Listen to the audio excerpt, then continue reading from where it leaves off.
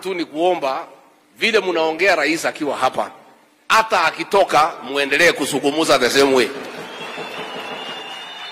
Let's be consistent. Kama tumemtabua rais wa Jamhuri ya Kenya ni William Ruto vile mmesema hapa, hata siku baba anakuja murudie ya kwamba William Ruto ndio rais wa Jamhuri ya Kenya, so that we are consistent, because it's good to be consistent. Mimi huyu senator wenu ni rafiki yangu sana, Onyonka, na babake alikuwa rafiki yangu. Tulikuwa na yeye bunge na tulikuwa tunaenda na yeye debate pale kwa KTN asubuhi. Tunanyoroshana kwa Kiingereza. Saa ingine ananinyorosha, saa ingine kama nimeamuka vizuri ninamnyorosha.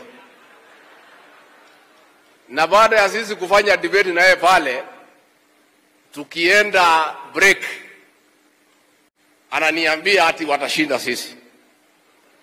Mimi nikapigia hesabu ya Kenya, nikamwambia tutashinda.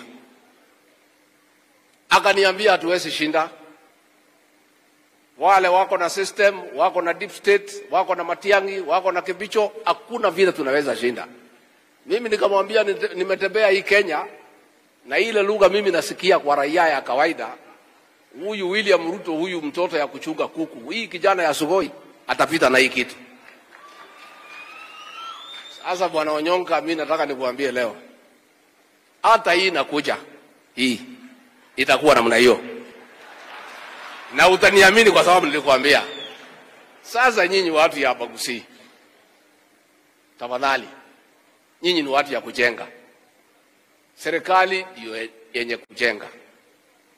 Mwenye Kenya, mwenye kupanga kila kitu ako hapa, amekuja kutembelea nyinyi. Sasa nyinyi mpige hesabu, mjipange na huyu muungwana huyu.